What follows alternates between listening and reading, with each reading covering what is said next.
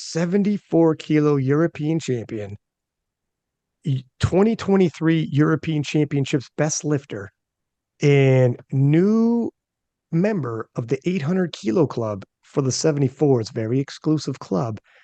Kjell Bakkelund, my man, you're back. I Yeah, was just saying, people are saying, man, he never left. Well, sort of. You went to Equipped, you grabbed the world title over there, stopped Oleg from getting his 18th in a row world championship, became known as the Goat Slayer because Oleg, for anyone who doesn't follow Equipped, 17 world titles in a row. You stopped him from getting number 18, took that from him, added it to your Equipped title or your classic title. By the way, you beat Taylor Atwood to get that classic title. You came back here and people think, well, Oleg was washed up. No, Oleg just won his 18th title because you left. That I yeah. love that Oleg came back and won, so he wasn't washed up either. So you're the GOAT Slayer. Everyone's talking about you. I think for a lot of fans, because you were winning classic titles battling Taylor Atwood in 2017, 2018, 19. That was the era. And so many new fans from to 2023 are now here. And for them, they're like, who is this guy?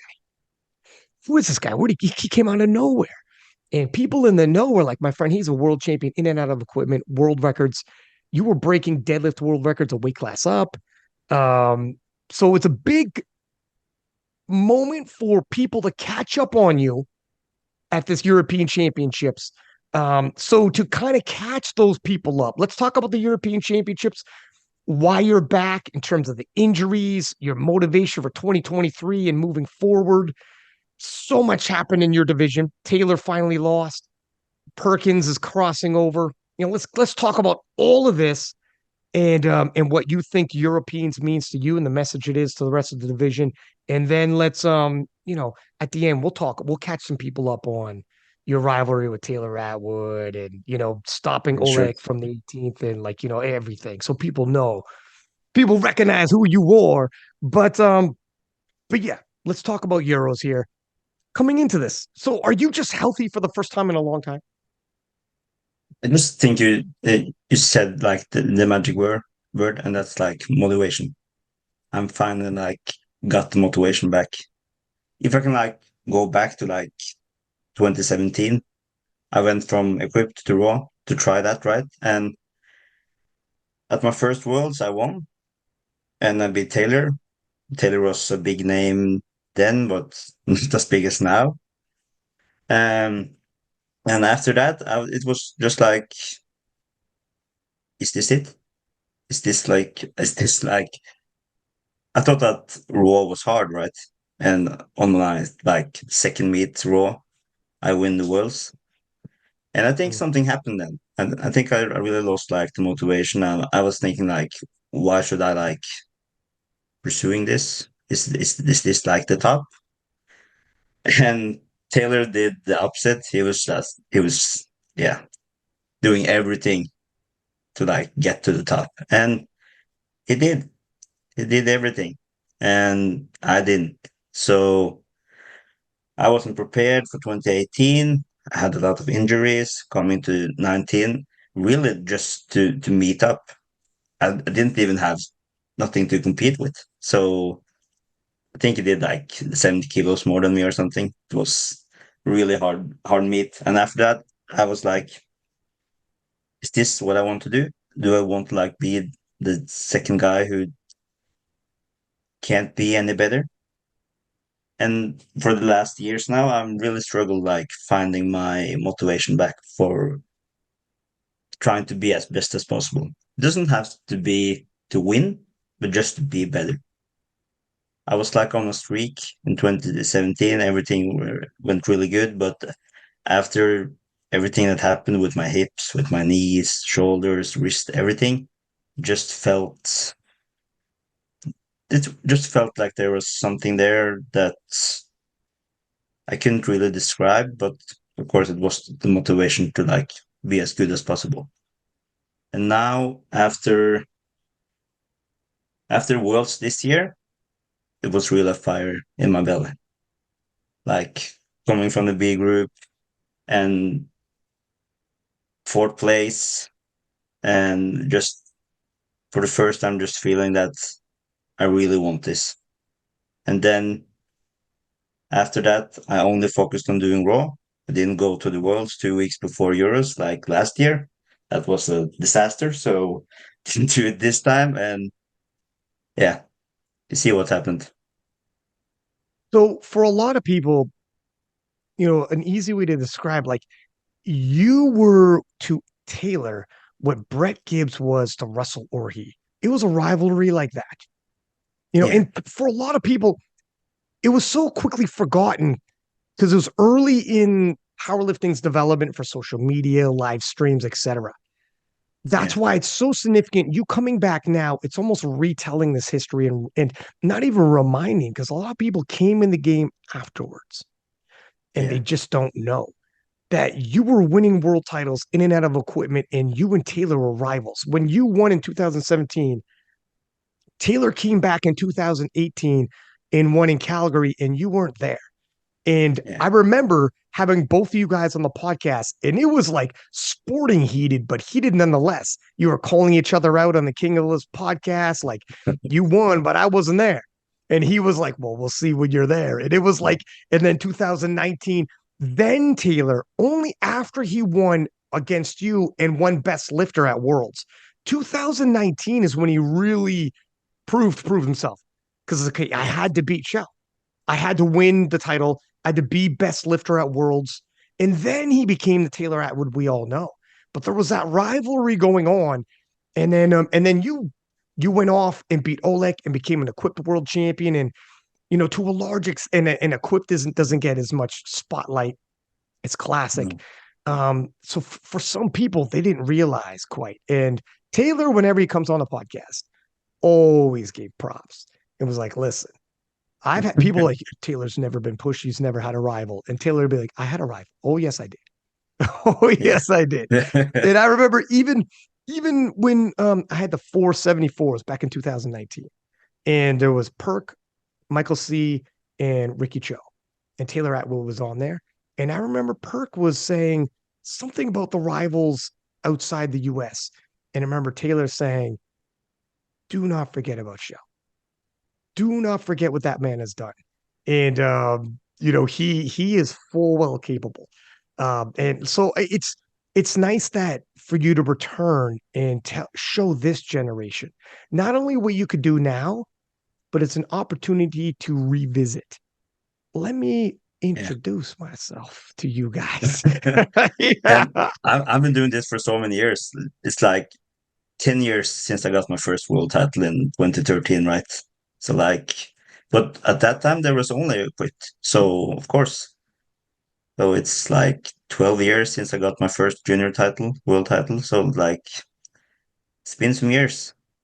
Yeah. You've been in the game for a long time, man. You've seen it all. Yeah, When you were at the World Championships, and you seemed fired up when I seen you in the warm up room, and you were telling me it's not going to be like this moving forward. I could tell there was something different on you.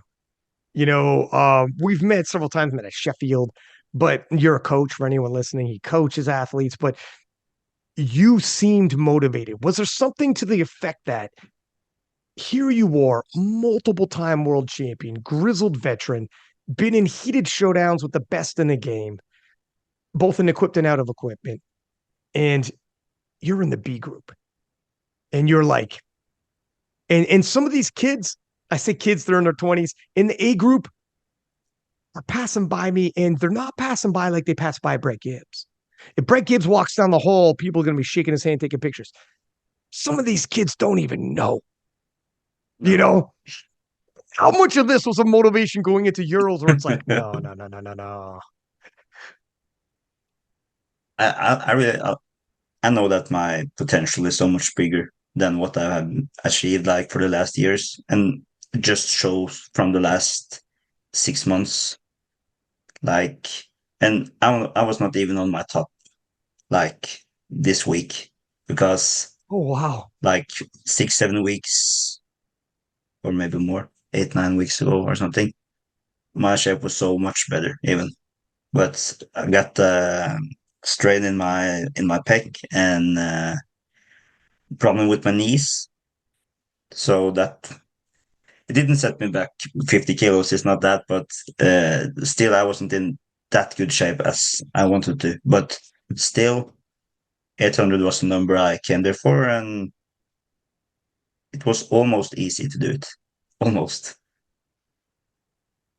Well, for you, what was it like when you were watching Sheffield and to watch the development of Taylor Atwood? And you were going through your injuries at this point, so there's not much you could do.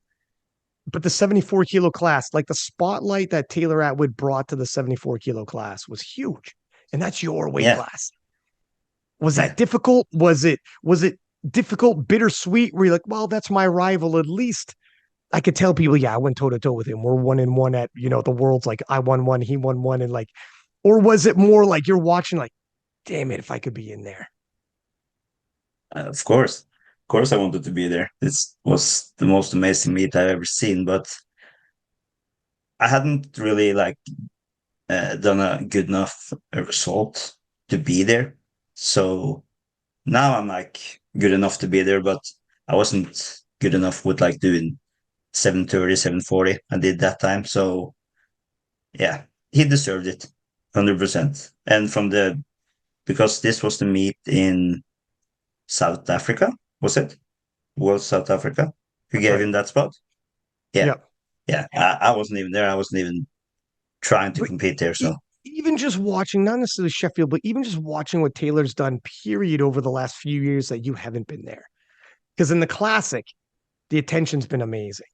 And you yeah, went the equipped. You like going equipped, but you were saying in the DMs previously, injuries somewhat like the equipment helped you with injuries. So as a way to keep going, grabbing world titles, but but you had to be in equipment due to hips, etc. It alleviates some pain. But when you're over there and you're watching Taylor, whether it's winning world titles or whatever he's doing, were you at any point like, how did it feel knowing, man, there's my rival, and like his star blew up in that time period? What yeah. was that more like in terms of watching that? I think more that I fucked up from not taking it serious from the time I beat him, and just I'm not saying that I can do 838.5 if I was keep going in the same direction, but at least I would do better than I'm doing now. And yeah, so seeing him like just turning into a superstar in the sport, that's just cool. It's yeah, all respect to him. He did everything right. I did everything wrong. So However, story's not over yet. And no, it's now not.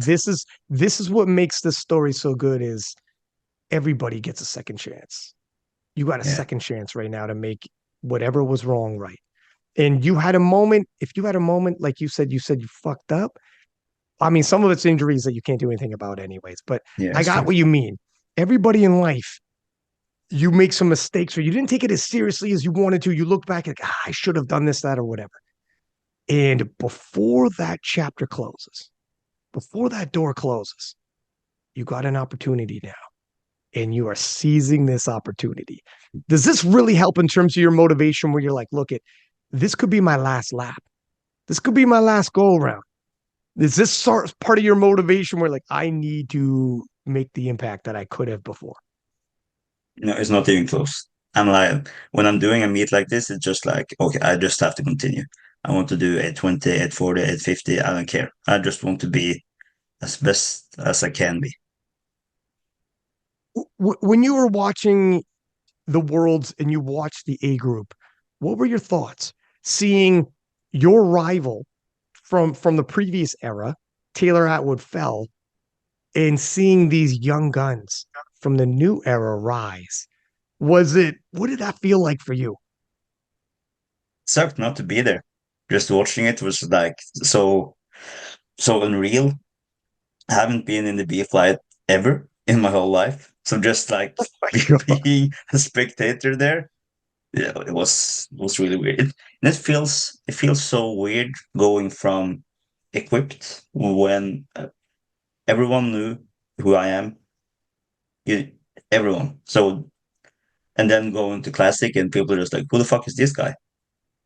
But almost everyone is like that because I haven't done anything in the classic since 2018, 2019. It was a second place, but still, yeah, the result was bad.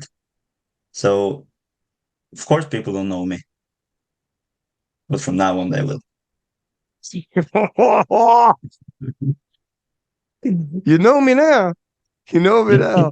Um, and in watching it, it probably plays because while some people watching that would say, like the World's 2023, it was an indication that the new young guns are here and that the old guard is going to start falling back.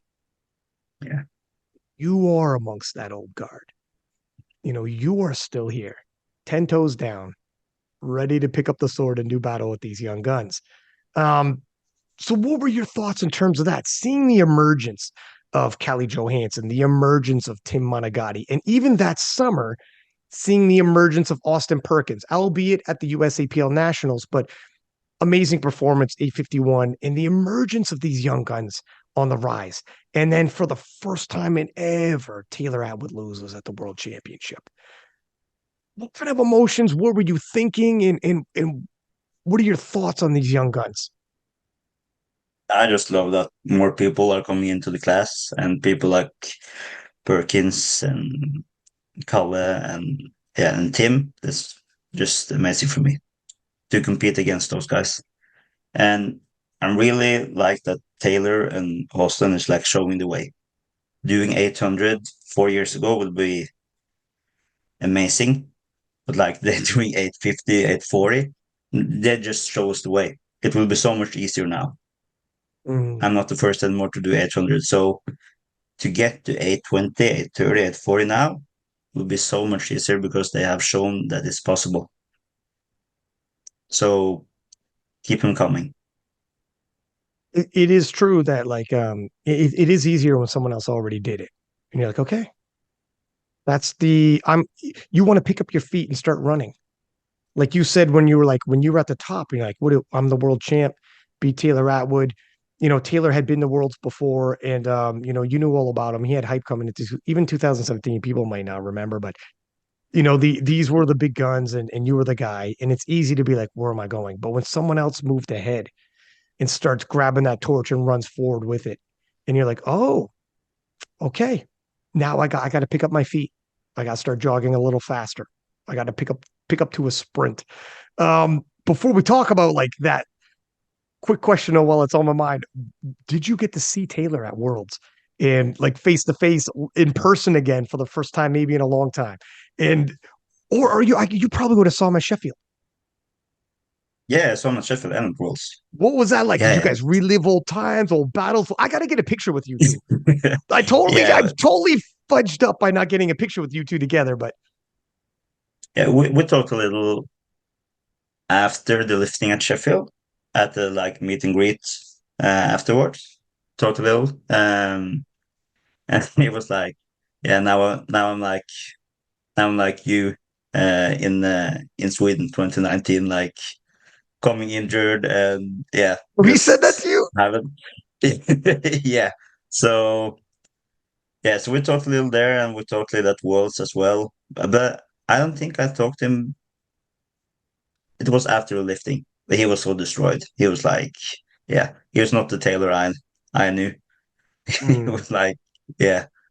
But of course, I understand that. I was the same way when I lost in 2019.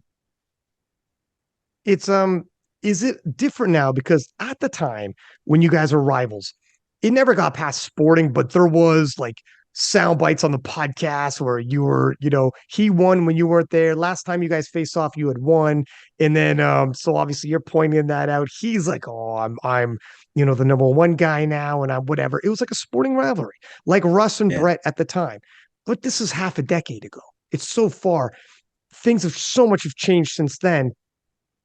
Is how is the relationship now, half a decade later, when you're both elder statesmen in the sport and you're both like what you've been through and what you feel like going through adversity and coming back, he's now going through the same, and like he probably takes inspiration from you coming back for Euros. As a matter of fact, he commented, sorry, when I reposted And Taylor was one of the first people under your post saying, yes, all right, my man is back. Like, Yeah, he did. it's weird how that happens, how, like, when you're rivals, you want to beat the other guy.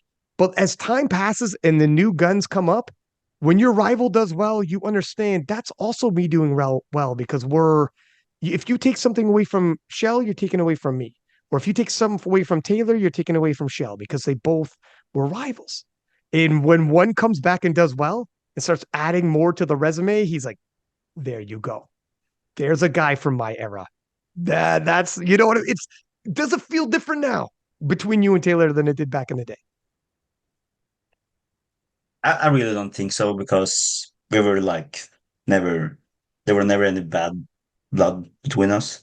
But I think that he wants me to be as good as possible. I think it would be better if he like beat me and I do 8:30 instead of like doing 7:40. So of Mm. course he won't. And I also want him to be at his best. If I beat him now, it wouldn't feel the same. Of course I want him to do like 9 for 9, only white lights. Then I beat him. Mm. Yeah. And what were your thoughts on the world situation? There was a little bit of controversy there. I thought his third squat should have passed, but his last deadlift looked shaky. But it's, but then, Callies can turn around and say, well, I had more in my deadlift and I would have loaded what I needed. So you can't change for one person and not change for me. Right? No, I don't think his last squat was like, if he got it wouldn't be like, wow. But his last deadlift, if he got that, that wouldn't be that good. And the Right. same was Tim's deadlift. That wasn't that good. Like I pulled like 328 earlier that day, the cleaner lift, and didn't get it. So, but they changed Mm. the judges. So yeah, but yeah, uh, I didn't think he should have got his deadlift. It wasn't even close. But of course, he wants to have it. Of course, he had won if he had pulled that. With the other 74s that were at Worlds and Austin Perkins watching and the whole powerlifting world watching, I think your story and your performance, obviously you won best lifter at Euros. You might be the number one headline, the number one takeaway from Euros because you're immediately at the forefront of everybody's mind now. What do you think your statement is to the rest of the 74s in powerlifting, having now won the European title, but not just, also won best lifter at Euros, but not just, also broke the world record at 74. So all of those fellas, Tim, Callie going to Sheffield, they're going after your world title, not Taylor's. And if they want to get any points at Sheffield, they got to go 800 up because you made that standard happen at a IPF world level. And yes, there's a difference. What do you think your message is to the rest of the 74s and powerlifting in general with that kind of performance you gave? I I don't want to say like this is just a start for me. Like this is where I start because I'm not going back to the quick now. Now I'm going for the raw because switching those two make me like not as good at none of them. So I just have to focus now for the classic, and 800 is just a starting number. I will keep getting better. This was like only 6 months, and yeah, just moved into a new house. I was moving like everything for so many weeks and was completely destroyed, and still my shape was so good. So now I can train at my own home. That will make it so much easier. Now I can really focus on getting as strong as possible. Is the 74s the hottest division you think in powerlifting with you coming back like you just did with Perkins crossing over? If Taylor gets healthy again, I don't know. It's hard to tell by his Instagram. He's not posting a lot of videos of heavy lifts. But with Callie, Tim, is this the it division for 2024? Do you think? Yeah, maybe it's between us and the 93. Mm, They're really close to, but yeah, I think it's at least one of the best. yeah. I mean, it's definitely can't miss. And in terms of you've been around forever in powerlifting, in terms of the powerlifting scene, so for everyone listening, you're representing Norway, but how is it in Norway? How is it in Europe in general? With obviously Eurosport picking it up and millions of people watching it on Eurosport. World Games has now gone classic. I'm very interested to see what that happens as a World Games qualifier, this World Championship coming up, and just getting on the podium in the 74 is going to be crazy with Tim, Callie, Perk, you. I mean, coming in uh, fifth place means you're amazing. You know, that's how good yeah, this yeah, division is. You know, there's yeah. no shame. So how is the popularity that you've seen the growth in Norway and then also in Europe? I would say that in Norway it has of course increased a little, but still we're far behind from like every other country. Like Sweden is up there. UK is getting so big. They Mm. weren't that big with equipped, right? And the French team, and we're coming, but it will take some time. We have been doing the equipped for so many years. We were one of the best nations. So it will take some time, but I think we'll be there.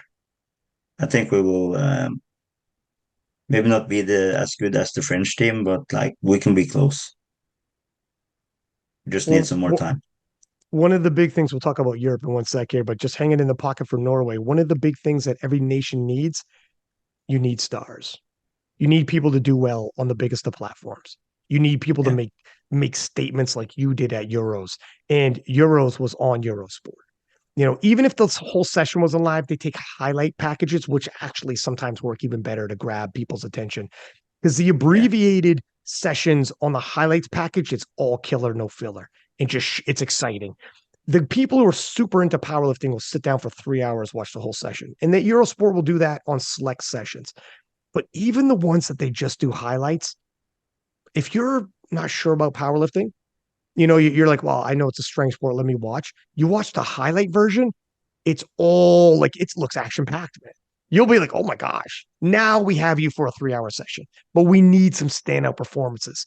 And with all of Europe watching and people in Norway watching, when you win, break a world record and also win best lifter, and then you know everything you might do moving forward at the next world championship, etc.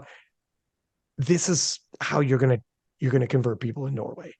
In Mark Jenner as well. yeah. She by the way was big time supporter. Whenever I'd post you, she would reply to the story and be like, yeah, Norway's on the rise and stuff like that. Like the Norwegians got each other's back, that's for sure. Of course. Well, do you think though this is a major piece? Is like if you can make a statements like this will help the popularity in Norway to have you know their version of stars, their version of world champions, European champions, world record holders. I hope so. I hope we get more people in the sport and people trying to like think big. I think it's a big problem, uh, probably uh, everywhere in the world that people are not like dreaming enough, thinking big, like thinking that I would do 800. That's a big thought because nobody have done it yet in the IPF at the international stage. So that was like for the first time, and I'm really not afraid of numbers. If you tell me like 850, I'm not afraid of it. Now that I feel that I'm not doing it the next year, but yeah, I can keep on going. Hmm. So yeah, we have people like Austin, we have people like Taylor, but like things happen.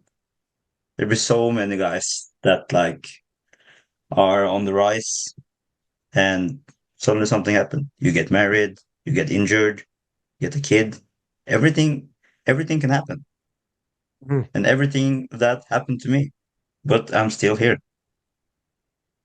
Yeah, like the expression I've used it before, but it's true. If you just go by the nominations in powerlifting, like if you just went on the prognosis for any sport, the Yankees win every year, just given the World Series in baseball. But that's not how it actually. You have to play, and Yeah, yeah, anything can happen on any given day. yeah. You've been You around have the to meet sport up. long enough. Yeah, you've been around the sport long enough to know. Show up, show up. As long as you're close enough. If one guy's 850 and you're 830, sometimes 830 will win it by weird. Look at what happened in the 120s. Jonah from Germany, or I think it's Jonah from Germany, it's pronounced. He's done 825 and I mean, he's a junior. He did that previously. So he was thinking eight or sorry, 925. He's thinking 940 or whatever, something more, anyways. Yeah, His total went down and Indy yeah, won. And you were thinking Indy came in, his best total was 905 or 906. And you're thinking at best, Indy will add 20 kilos to his total since then. So, and he did add about 15 kilos, but that's all that any given time, any given day. You have to show up. It's not what you did in the past. It's not all potential. It's got to happen. Anything can happen on these things. We've seen it too many times. that's So why I yeah, love it. yeah. And that's why it's great that you're getting close. That's why it's great you're into Yeah. the 800s. If you could push it into, when is your next competition, by the way? Uh, I'm not sure yet. I was hoping for the Sheffield, but all the Mm. spots were taken, and the reserve list is not the number one on the reserve list either. So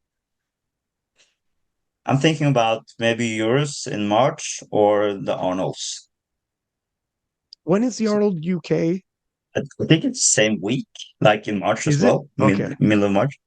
So I think it will be one of them, and after that, Worlds. Is that too close to Worlds for you? Do you think? No, no, not really. I'm Okay. like I can do like eight meets in a year.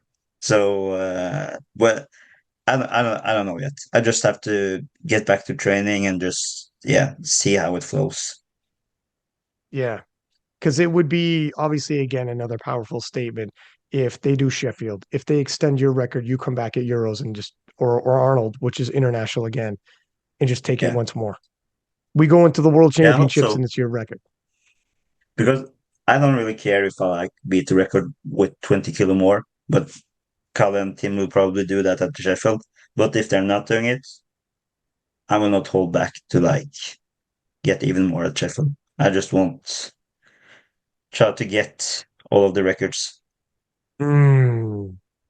So yeah, it's so you're going all out. Like, look at whatever. Sheffield is there's question marks around Sheffield. I'm going to eat the food that's on the plate. I show up at Euros. I will extend that record to 820. I will extend that record as far. I'm not holding back. Yeah, Mm, why not? yeah. I Just mean, to you, like be at Sheffield would be like big dream anyway.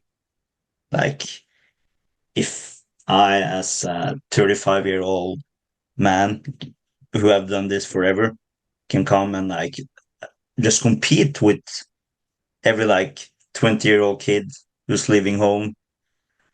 It's yeah, it's just fun. And yeah, I really I really think that I can compete against them. well, there's no doubt about that, my friend. I think people are done doubting you for there. Um, and another thing, tomorrow's never promised, and you've realized that with like things that have come and hit you before, and things have come have hit Taylor from like 838.5 to whatever he was at Worlds, and one injury changes everything. You know, Yeah. it would be a shame. Let's say there's another crazy injury waiting for you at early 2025, before that Sheffield. And let's say you got the invite for that Sheffield. You'll look back and be like, should have let the hammer fly at that second Euros. Should have let the Yeah, yeah, hammer yeah. fly. Should Yeah, have you never showed the know. world what I'm capable of. Let them see what I could do. So I'm not the guy at the bar having drinks, being like, I could have done 835. And people are like, no, you Yeah. couldn't. Yes, I could have. You don't want to be that guy. Tomorrow ain't No, promised. yeah, you want to be the guy who I did that. I didn't wait. I didn't say myself. Why? Why? Of course, I understand that people want to win and everything like that, but yeah, you're like one injury away all the time for never coming back. And with Taylor, he will be back probably. And if he's only 50% now, he's still a good 50%. So Right. he is not finished. Can you imagine if America can send 274s, and sometimes they double up in weight classes? Yeah. Can you imagine they send 274s and we have full power Taylor, full power you, full power Perkins? That could be 374s going 830 plus. Yeah, I hope so. It would be crazy. And not to mention Calle, Tim, God knows where they're going to be because Calle's progressing at an astonishing rate. Yeah. He Tim's will. got heart like a lion. Yeah, I think everyone will do amazing, and I just hope that everyone is just doing their best to get like up to Perks where Perk is because he needs some competition. Yeah. We can't let him run too far ahead. It's great to have such a it's tough. It's like a double-edged sword. It's phenomenal having such a great talented guy in the sport and in your weight class. That's amazing. However, you also want to be close enough that like you miss a few lifts, you're going to pay the price. This whole I can win on my second attempts talk, you don't want that. You want it to be hey fellas, let's keep this kid honest, huh? Let's keep it Yeah, exciting because yeah. as a fan, you can't have that. As a fan watching, you need to think we have to see what happens right up until the last deadlift. You never know, you But know. he was right saying that, but still, that's cocky. That's cocky. Saying that is like, yeah, if I was that good, I wouldn't be that cocky. But yeah, Well, people are I don't different. know. The thing is, it does draw attention. See, Taylor wasn't afraid to let Yeah, people know he was the man either, right? Taylor was kind of the same deal in his prime. Not the exact same. They're different humans, but he for sure let everybody know he was the king. Do you but think he's American too, right? he's So American? I was about to ask, is this a cultural thing you think? yeah, 100%. Like, would this Only in America. would only in America, baby? Well, I mean, there'll be a couple other places, but so Yeah, this sure. wouldn't fly in Norway, you don't think? This kind of talk, like if you were the number one guy and you started talking like this, would people in Norway be like, "Hey, my man, simmer down"? Yeah, people will say just shut the fuck up, okay? Really? No kidding. Yeah. People are not like this in Norway. Wow. You, what do you think is attributed to the growth of powerlifting where we're at right now? Because you were around at Worlds when, well, I mean, you were around at Quip Worlds when there was like nobody watching. You could show up, there wouldn't even be a stream. You show up and be like, oh, that's what Ryan looks like. You wouldn't even know what the other Yeah, lifter looked like because all he was a nomination, or you seen him on the results page from 3 years before. But there wasn't like social media, there wasn't streams. Like you were from way old school. And look at us now. What do you think brought us here? Some of the things. um, I saw the big difference, like just to see on a normal training center back then, from like you were in a big gym, but there were only one squat rack, and people just pushing this. People wanted to get strong was cool now. Before it was only bodybuilding for like everyone, and I saw that every training center was just buying like 20 racks, and everyone was training squat, bench, and deadlift, and they got more talent in the sport, and we got of course the classic. Classic helped a lot because when the Mm, classic came, I didn't really like it when it came. I was like, no, I liked the equipment because I was, of course, best in equipment, and I was so bad lifting without the equipment. I was like, when I was squatting 320 kilos with the suit, I was like squatting 150 without. So I loved it. yeah. But I think they just take the raw. It's like the did everything, and you got the stars. You got because even in 2019, it wasn't as close as it's now, and the streaming was better. We got you got in the sport, did a lot of things with like King of the Lifts. When did you start with the King of the Lifts? 2016 was when I started to King of List. Yeah, yeah. And see what happened. Like everyone knows it now. And yeah, I remember like 2007, people, if you went to a meet, you needed to text people to get the result. Oh my Like the God. federation needed to text like, oh, we did 2:30 in the second. Good lift. So that was like it's crazy. Yeah. Yeah, a lot has changed. What like not only that, the so with the swelling of the viewership, sponsors, reach with, we have Sheffield, the views through Eurosport and the Olympic channel and being on Olympic YouTube, it's reaching so many more people. So the amount of participants has grown so much. So the outliers we see are far greater. And we wouldn't have had some of these outliers if without that kind of size of a talent pool. And our knowledge of training now gets passed from country to country, interpreted in different, translated in different languages. So the training now is so much better now in terms of, you could have a coach on the other side of the world. I don't got to tell you, you coach, but like you have athletes on Yeah, different, sides of the world. So all of this gets grown so much more and makes the sport more competitive.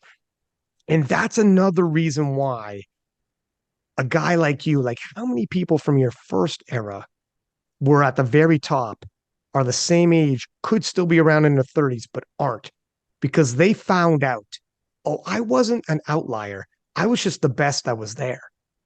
But the pond was small. Now the yeah, pond is huge. The pond is an ocean, and we have sharks coming from all over. yeah, And the fact that you're still here, that's also like it's admirable. It's like I was always a shark. you know, you can at least know that. Like, no, no, no. I didn't benefit from a small talent pool. I was always around. I would have always been competitive, and you're seeing it now. But a lot of your contemporaries from previous years, some of these people, what we thought those numbers are not those numbers now. Like those numbers are juniors from a weight class below. yeah, It's been incredible. Have you adapted your training style and programming methods over the years? yeah. We have to change it a lot when going to the classic because it's there's so different sports. It's amazing like how you have to train different from like you just need to train so much. I will not say harder, but you have to train so much with so much higher intensity to like keep growing your raw goals. So of course we have to adapt. But I I didn't start with doing that before this year because I was a quick lifter and my hip really didn't manage to take like the big weights. So from changing it up and actually not having that much pain, or of course I like if I want to have a session without any pain, I need to do painkillers. So it's still hard, but I can manage. Like how much longer do you think you can make this? Are we talking, do you have goals like, all right, 1 year, another year, 5 years, or are you like, look, I'm gonna take this one competition at a time and let's just ride this out? Or do you have an end goal where you're like, look, I will be satisfied if this happens, whether it's Sheffield, a world title win, a world games experience in the classic, or like, do you have like markers? You're like, look, I got to get out before things get too bad with my hips, or are you like, you haven't thought about that too much? You're just like, look, I'm back now, and I'm just gonna ride this out, meet the meet, and let's just see what we could do. I hope I can do this to like at Oleg's age, really. If I can be 15 still doing this, like I got a house, I got some cars, I got uh, a wife, I'll have like everything I need in my life. And I have two jobs and still I can manage to train. It doesn't affect my family. So there's no reason for me to quit. And my body's so fucked up anyway. It can't really be that much worse. So I will just keep on going. see where can I get? Where can I get to? Talking about Oleg. So Jaroslav Oleg, 17 world championships in the IPF in a row on the equipped side. You show up, take one off of him, but he just won his 18th at age 49. Yeah. Is he the greatest of all time? What are we In looking equipped at here? ways. In equipped ways. Like that you can be so dominant for so many years. Even when he lose, he wins anyway because that guy got the positive test like in 2012 or something. So like Mm, he's yeah, he's amazing. I every time I meet him, he you never know what he can do. Never know what he can do. He's an amazing athlete. So I think he can do like 10 more years, probably.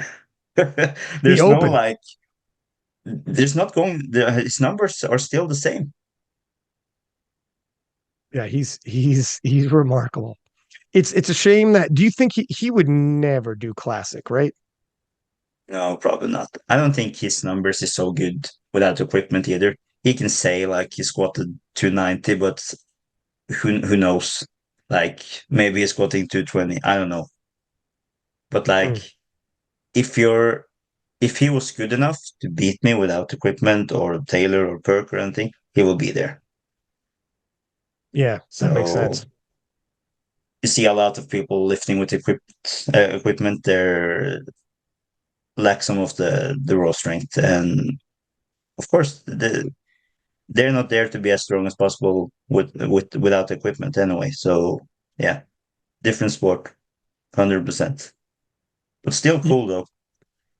you've had so many highlights in your career from 2017, beating Taylor, winning worlds, to the most recent Euros that just happened, and joining the 800 kilo club classic, which is phenomenal, breaking the IPF world record, best lifter at Euros, beating Oleg in all the junior titles and all. Your resume is crazy. Two questions. What is your proudest moment? And what is the moment you'll never forget? And they're not always both. Sometimes you look back and be like, that's Yeah. my proudest. At the moment, it was big. And other times, there are moments, it's not your proudest achievement. You've hit bigger numbers, whatever, that you're more proud of. But the moment itself, maybe it's the first win, maybe it was the first something. And you're like, I'll never forget that because it was a first or something happened that made it more special than just the numbers. So, two questions there. Yeah. Like winning 2017 Worlds is not even top 10 for my career. Holy shit. No, it's not even close because it didn't really mean anything to me. Um, there's been so many other battles that were more important. I think like the most important for me was to show it this year, to show it at the Euros. And there wasn't really like that much competition at this meet. Everyone pulled out from many reasons. But just like for showing for myself and from everyone else that I'm back, that I can actually be stronger again. And like from after that World's 19, that everything went to shit. Not in my life, but just in powerlifting. And just a struggle on the way back. Like I did 757 or something like that. I did 760 now at Worlds. So I used like 6, 7 years to gain 3 kilos. And now I got like 40 kilo up from that. So of course, this Euros has to be my proudest moment to get back to the top. And my worst is probably the Worlds in 2019. Just I got there and I was beaten before I even went there because I had nothing to like. I didn't train good enough. I didn't have the motivation to like. I didn't really like powerlifting at that time, So just like get the fire back and just like, and not because I won now, but just because I can train without less injuries and it's fun again. And that's the reason I'm doing this because it's fun. I'm not getting millions for doing this. I just think it's fun. I just really want to show for myself how strong that I can be. It is so difficult to go in day out when you have constant pain. It'll Yeah. dampen that fire in you to keep it moving. And it impacts you in so many different ways. I remember 2019. I remember talking to you beforehand, and I remember the vibe. I remember before it even started, you were like, I'll do my best, but you could tell you were like in pain. It was I remember commentating and seeing the expression on your face, and I Yeah. It can't remember wasn't good. totally. I think I even said he looks like he's in pain. Like you are Yeah. fighting through some of these squats. You're like, I'm gonna do my best. And I remember Yeah. specifically you also saying which I appreciate. Somebody's got to be here to give Taylor something. Somebody's got to be here to because if you weren't, if you didn't show up, what did we have? Like Taylor needed, even if there's a big spread between you and Taylor, at least you showed. At least the storyline was there that you beat him before and you guys have a score to settle. It's something. You knew we needed this, so you were trying. You tried your best, but your body you were in pain and it was tough. It was tough times. Yeah, it was. But here we are all of these years later. It is pretty crazy, you're Yeah. right, to go from 760 to 800 kilos in a few short months. And it's not necessarily that's just like what can happen when you're injury free and inspired. Yeah. Yeah. Yeah. Yeah. Inspired is also a really good word. Yeah. I'm just inspired to like do as best as possible. When I talked to you at Sheffield saying like I would bring something special this year, I didn't even know that I was doing as much as 800. Still, if I did 780 at the Euros, it would still like be good enough for doing a big battle. So at least next year I will be in the A flights. I hope. You better. Oh my God. If it's the B flight, people in the warm up room would be like, what are you doing here? Why are you but warming up right now? but the big problem is like there's not that many lifters in the 74 in Norway. So I go up a weight class to like don't have to cut weight. I don't have to, or I get more competition. That's important for me. I think that's fun. And then I get like shot in the ass at Worlds. Like you haven't done it in the 74. So Mm. yeah, that was the problem. So yeah, I can't do that anymore then. I just have to be in the 74. How do you feel about, the talk between n- things have changed a little bit. You were involved with sporting trash talk with Taylor before. But do you think the recent, for sure, I remember back in the day when if it was you, Taylor, Brett, or whoever, there was a little bit of trash talk. It was like kind of a big deal.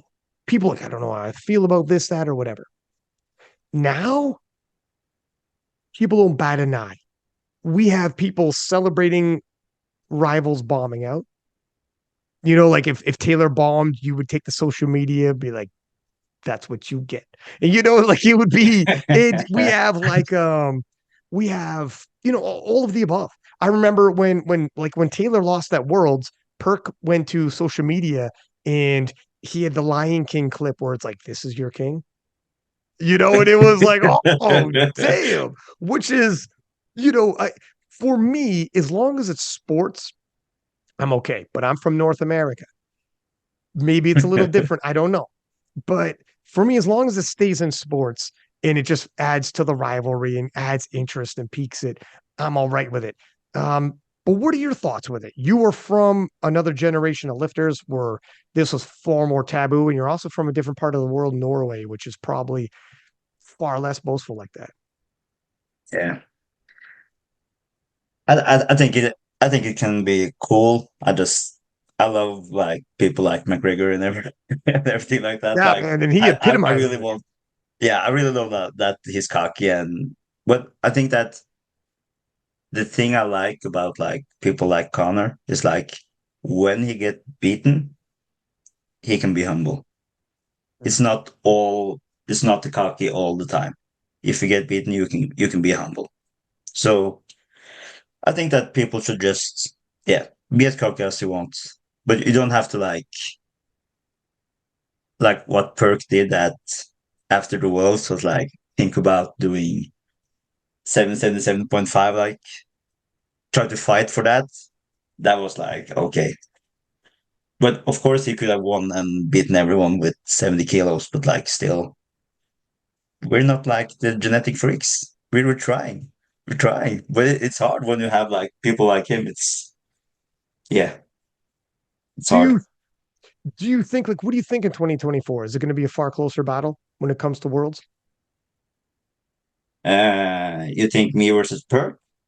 You perk all the 74s, everybody, because Callie's going to be like, what do you expect from Callie? What do you expect from Tim? What do you expect from Taylor? What do you think this will look like? I think that next year Perk will win. Probably really easy. And I think that the rest of us will fight for second. And I think that will be me, Taylor, Calle, and Tim for maybe like 820, 830. I think that's possible. So it will be close. It will be really fun to watch. But like everything can happen. Like Perk looking so solid. Like every lift is like there isn't any deadlift that you can think, is he going to get it? Like everything is like perfect when he lifts. But of course it's different to lift in other place in the world. Next year it's in Lithuania, isn't it? It's in Lithuania. That's right. Lithuania. Yeah. So yeah, I don't think the trip is like the problem for anyone. I've been going all around in the world and there was never any problem with like the trip. But like the IPF judges can be mean. You And you never got know to what stay happened. healthy. And you got to stay, Yeah, all lifters yeah. have to stay healthy, which we can't take for granted. No, it's true. So I think Worlds next year is going to be crazy. Really crazy. Look at you saying 825, 830 for silver is insane. Isn't that crazy that that will be silver? That's where we're at now. That's insane. Yeah. But that would never happen if Taylor and Perk didn't do their total. Because Right. 830 doesn't isn't that scary now. Because of course people have done 20 kilo more. Mhm. So I think that everyone will just try to like reach up to Perk and maybe not this year, but in World Games in 2 years, or yeah, everything can happen to that. And World Games is that's a good thing. Like on the World Games, those people have never been there. I've been there twice. I know what it's all about. So that's a good thing for me. So you got the long haul picture in your view where it's like, all right, all right. If I'm breaking this down in my head, where am I at by worlds? Where am I at by world games? There's a pathway. There's a Yeah, pathway. And 100%. and you gotta believe. Some people will be like, some people who aren't like almost everybody listening to this won't be an elite level athlete. They don't understand that for an elite level athlete, you need to envision pathways. You Yeah, need to be like, yes, this can happen.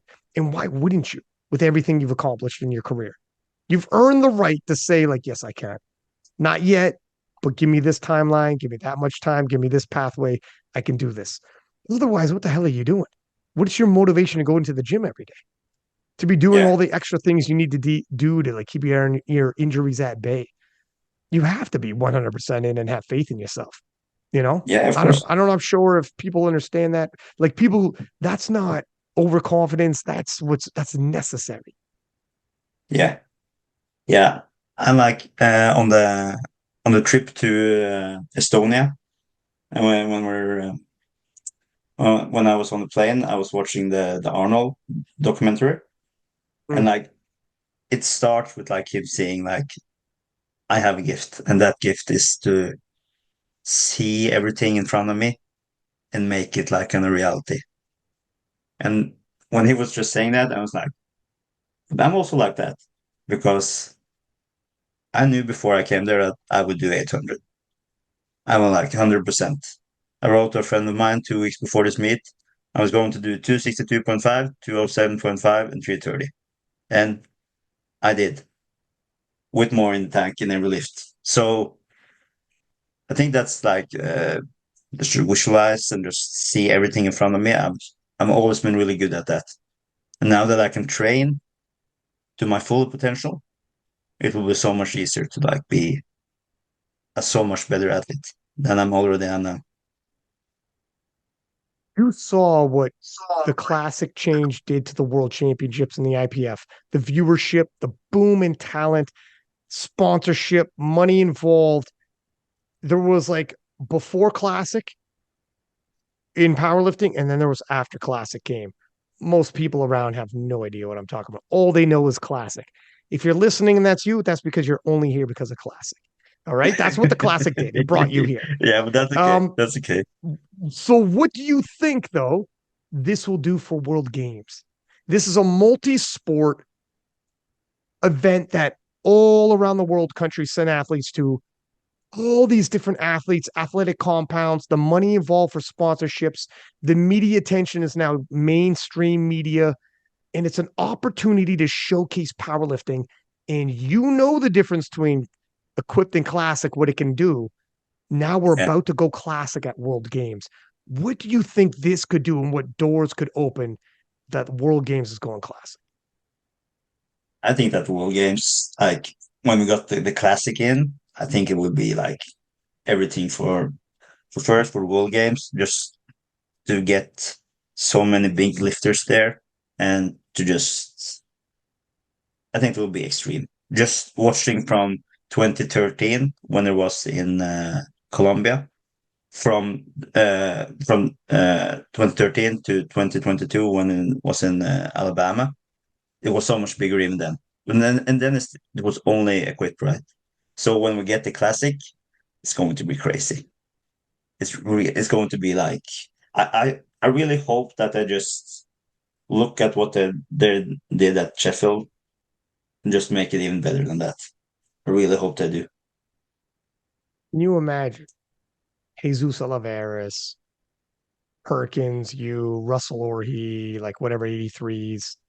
Can you imagine that on the women's side, like Gara, Agata, Leah Bavois, like all the like can you imagine the stars we have all showing up, like, from like Sheffield stars like Evie Corrigan and the 52s and all of them, Natalie Richards, Jad Jacob, all of these stars at World Games facing off. It's incredible what might happen. It'd be incredible. And all these Yeah. other sports and athletes from all these other sports and the athletic compounds, what their impression, because they can't relate to someone who's wearing a bench shirt. They can't even put their arms down on the, it feels weird. And everything you said about, well, if he took his equipment off, he's squatting like 100 kilos less. Like that doesn't sound good to those general public guys. But when they Oh, see classic and they're like, yeah, Leah Bavois, Leah Bavois, that lady right there, she'll deadlift over 500 pounds. She's squatting deep into the 400s. Okay, I'm using, pounds, but we're talking like a 530 dead. We're talking like yeah, yeah, 440, yeah. I like, know pounds. a 200 kilo squat and up, like 200 and up. Like we're talking like they would be like her. Yeah, her. Watch her on Wednesday. But, and by the Yeah, way, she's going head to head and it's close. We don't know if she's going to win or lose or what's going to happen. It's like, what? It's like, oh yeah, yeah, there's more of them. There's more of yeah. them. That whole There's so table is many now, freaks. Yeah, all those people are freaks on this roster. For sure, it's going to make an impact. and just think in 2 years there are even more monsters. Yeah. Oh yeah, that's true. Yeah. In Well, it two doesn't stand years, still, does it? no. So Williams in 2 years is going to be. I hope there will be like the best meet ever, but they need to like do as they do at the Sheffield to I be there. agree. I hope it like obviously not everything Sheffield was, but I do agree in terms of some of the ideas that were done. Yeah, You just take away some stuff. You're like, it's got to be unique to Sheffield. That's what makes Sheffield Sheffield. But some stuff yeah, can yeah, be sure. like, but some stuff can be like, hmm, in powerlifting meets overall. And you know what I've found? The world championships that came after Sheffield did incorporate some of those. Some of the Yeah, yeah. athlete And there interviews was and so much social better. media. So much Yeah, better. wasn't it though? This world Yeah, yeah. championships, they leveled up again. And they're Yeah, yeah. continuing to Yeah. do this stuff. Yeah. So yeah, yeah, you can see the Sheffield effect right away. Yeah. So for me, not every meet have to be like as good as Sheffield, but as they try to like progress up to where Sheffield was the first time, that would be fantastic. The partnership between SBD and IPF has been massive. Like Yeah, SBD is more than just a sponsor that gives money that'll go towards their budgeting productions, but SBD's creative, like their team is phenomenal, and the creative ideas they come forward with, and they work hand in hand directly with IPF. Like, look, I'm on the IPF broadcast, I'm on or I'm on SBD broadcast. SBD yeah, flies me out to do like American Nationals in Sheffield, and IPF flies me out to do their stuff. And like, I could tell you, like, I'm not the only person who's like the conversations between the two and the idea sharing and the progress. It's such a good partnership. That's why, like, yeah, when you work together and taking ideas and stuff, like, good things can happen. And proof is in the pudding. The fact that they killed Sheffield, so everyone's like, okay, well, you can't disagree with that. It's yeah. it No, is what it is. People are gonna and more opportunities alike, like what they're doing.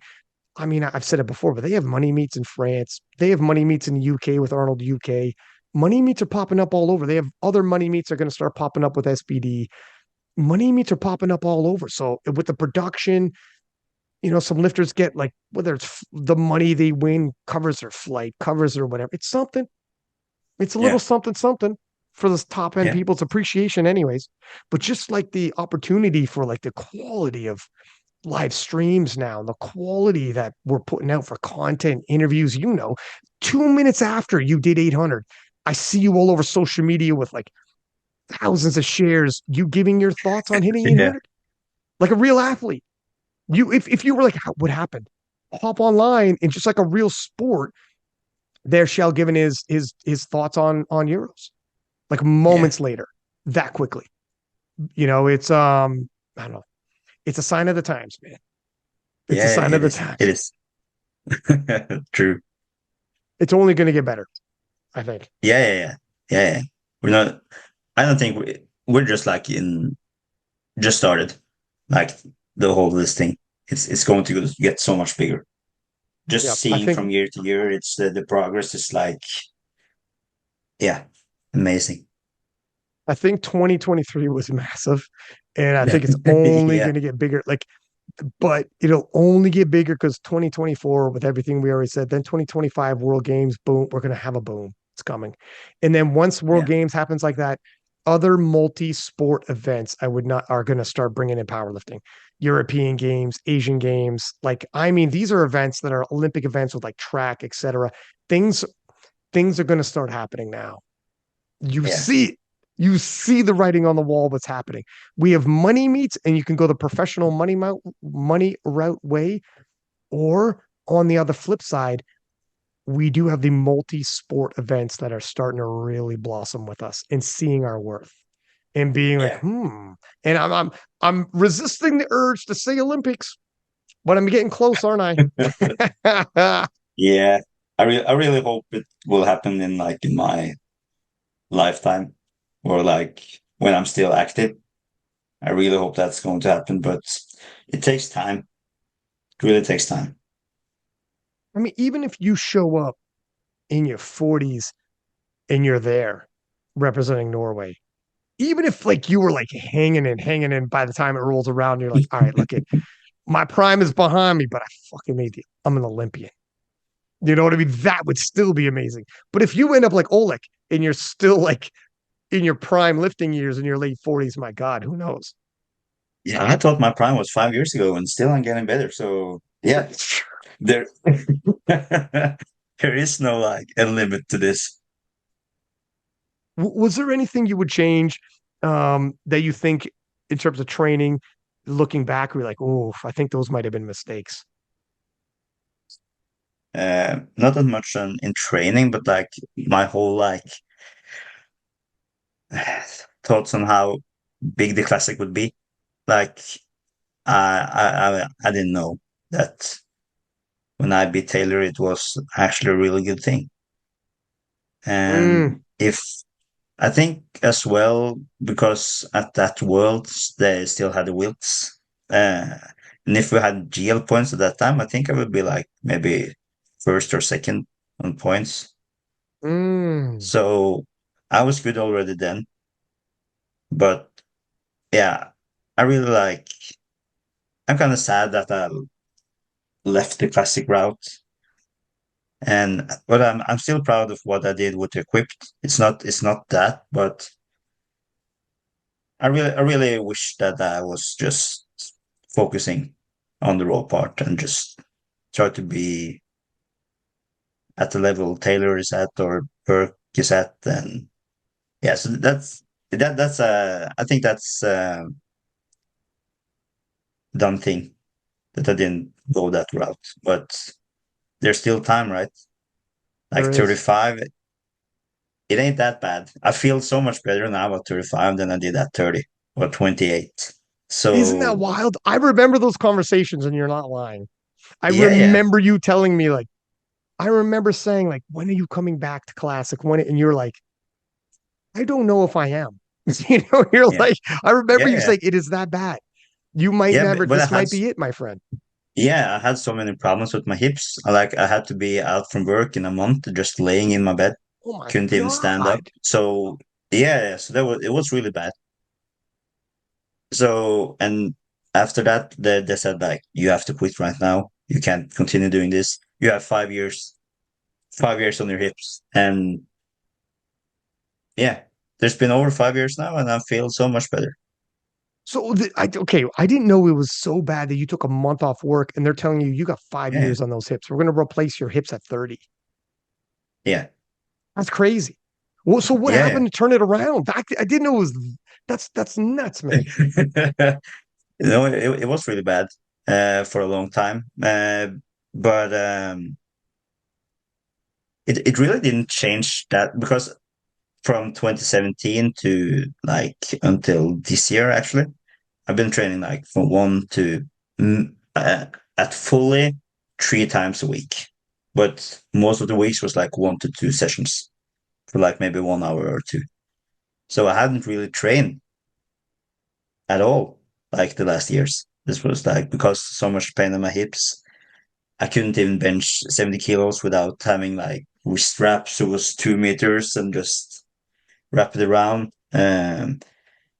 My back has really been a big issue, but I don't know how it like. Maybe I just needed time, needed time to heal, and because now I feel fine. Because of course it hurts in my calves every time I squat. It hurts every time I bench. It hurts every time when I deadlift. But it like from 0 to 10 on the pain scale is like probably 2 to 3. So it's not it's not a big issue right now. It can be worse, of course, but now I'm feeling fine. Isn't that freaking crazy? I Yeah, mean, I read a book one time and it's called A Fighter's Mind by Sam Sheridan. Sam Sheridan goes to all of these different extreme sports, not just combat sports, but extreme sports. And one of the guys he talked to was an ultra marathon runner. And he asked the ultra marathon runner, what are some of the takeaways you've seen from like what are some of the things that ultra marathon running has taught you? And he said one of the biggest is that it doesn't always get worse. And then he said, as a matter of fact, sometimes for conceivably no reason at all, it gets better. And he yeah, talked about how he would be in ultra marathon races. And on week that every day you run a marathon, wake up the next day, run another, wake up the next day, run another for 4 weeks. That's yeah, one ultra marathon. And he would be come week two, the body breaking down so badly, he was urinating blood.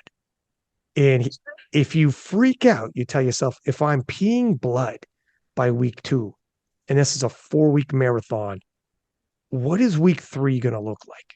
What is week four going to look like? and you start getting in your own head, but you're running the marathon while you're thinking this. You're just going through this, things are going through your head, and you're like just trying to push it through. And he said Yeah, by week 3, it just cleared up on its own and his urine became back to normal. And he's like, he realized it doesn't always get worse. yeah, Don't get in your head. yeah, Don't, just do what you got to do, listen to whatever. It's case by case. I get it. But yeah. And you learn lessons from this. So yeah. we're Yeah, and I also think that like when people get injured, when like powerlifting, of course, is a big part of my life, but you identify with those injuries. But like mm, injuries not going to like control how good I can be. Because now I'm really not thinking about pain anymore. Now I'm just trying to train as good as I can. Maybe I could have trained better in some other way, but how it works now, it's yeah, they're not that much pain. So I can just push through. it's true that we identify with these injuries. I have a bad Yeah. back. You Yeah. say it like it's part of your identity. Hi, Yeah. I'm Ryan. I have a bad back. Hi, I'm Ryan. I have bad knees or whatever. You know what I Yeah, mean? but you see every people like that. Yeah, yeah. That's all around the world. So try not think about it and just focus on what you can do instead of just focusing on things that hurts. And yeah, I think it would be better in the long game because this sport is a long game, at least for me. And something else that all this time off and having it taken from you, and now it's back. Um, Yeah, Having that also will give you now the gift of appreciation when you have an experience like Euros. You yeah, could you could look ahead and get caught up in looking ahead, and we all start looking ahead. But this actually makes you appreciate the present right now and be like, no, you know what? I'm going to enjoy this cake I'm eating right now and smell the flowers I'm being given from everybody. Because for yeah, 5 years, I was on the sidelines being like, God damn it, the world is passing me by. I'm losing it all. I'd be a month in bed yeah, crying about my hips. And like right now, you know what? I wasn't sure I'd ever have this day again. It gave you yeah. that That's gift true. of present, of living the Yeah, moment. yeah. And to this meet when you said cake, I hadn't really had cake in so many so many months before this meet because I really had to cut real hard to get here. Really? So yeah, yeah. Yeah, I heard you said on the podcast, I didn't know if it was you or Rory, but said like, yeah, and Kjell is not having any problem with his weight. It's probably around that weight. And I'm like, no. You're like, oh, fellas. No, oh, fellas. So, because you've previously in the past, you've been a lights 83, jumped up, you broke the deadlift world record as a Yeah, light 83. You were like 77 kilos and you did like 775. This is way back in the day when 74, yeah, 775 was like crazy. yeah. So you fluctuated, but so if you just as you have aged, gain more and more muscle mass, and it's just getting more and more difficult to stay at 74? The biggest problem with me is like from all the other 74s because they don't eat, they don't like food. I like food, I like wine, I like life. I like I Yeah, was you do. 85 in September. Holy So sh- Oh my god, dude. yeah. So yeah. And yeah, so that's mainly my like biggest problem that I can go up to 90, 100 if I want to. It's no problem at all. Here's a So dude, yeah, 85. You cut 11 kilos since September. That's freaking yeah, in pounds, like 23 pounds. That's yeah, crazy. How yeah. did you cut? Did you Before get a nutritionist? Like, no, and I just did it myself wow. like so many times before. So I was like I lifted at the Euros in May, I think. And then I weighed 79 or 80 or something, and I went down to 74. And after that, I went up again. And yeah, but this time it was a little too much because 11 kilos is a lot. Is a lot. Dude, wow. So what did you do to cut it? I just didn't eat. I ate like Jurins probably. And, Had a I banana? went out. Yeah. Oh, I ate like yes, so little for so long, but it worked out okay. It really did. I could eat the day before. I could drink. I did a water cut, but still, I made to like eat some, drink some the day before. So I felt 100% that day. But can I do this 3, 4 times a year? Probably not. So I need to like stop eating. Do you think maybe because as you get older and also helps for injuries, like nutrition, nothing too drastic here and there, switching around. Have you thought maybe moving forward, being like, you know what, getting a nutrition coach to keep you to help fly you in and not have any drastic changes in nutrition, body weight, etc.? Yeah, of course, I thought about it. But it's kind of hard, like when you have like a family, having a kid, you're Right. going to eat your own food. It's like there's different from like I can't like only focus on me. I need to focus on the whole family. Mm. But do I need to weigh 85? No, I don't need that. Well, And I'm also like now I can also be like a little competitive in 83 as well. So you never know. Maybe I will go up to 83 is €1 or something. Just to like try. Fuck so it up for this is them. what this is exactly what I was about to say. When I said, well, I was about to say, you know, what would look, I don't got to tell you, you already know, but 800 kilos already when you're 74, 800 kilos is competitive as an 83. Yeah. So if you, and that's weighing in at 74, if you don't cut and you don't got to be huge, but you want to be comfortable. But if you don't cut and you think, all right, I think I'm capable of 820 as a 74, 820 as a 83 could win worlds at some points. Now, Delaney's the world champ. He's hit 835. I get it. Yeah. He could also say, hey, sometimes I can go heavy bevy too. But even if not win worlds, you could Yeah. conceivably podium, shake things up. You could like who knows? Like it would be pretty crazy. Yeah. It's a world games year though. I mean, Yeah. I don't, there's a lot of variables, and then there's Sheffield. So there's a lot of variables. You're in Sheffield, they're taking 274s. What if next year, if like you said, Perk wins, but they need someone to go push Perk. They need, you know what I mean? Like, and you're close enough and blah, blah, blah. Like it's discussion. But you don't have to do it at Worlds, like you said. You might do it at a different meet, and be like, Yeah. hey, look at Delaney's going for the world record at Sheffield. I don't know. How big of a total could you do at 83? I don't know. I don't know. I don't I think my bench will explode. I think I will like bench 220, probably. shit. Like my Wow. bench is good now. So yeah, Hmm. maybe.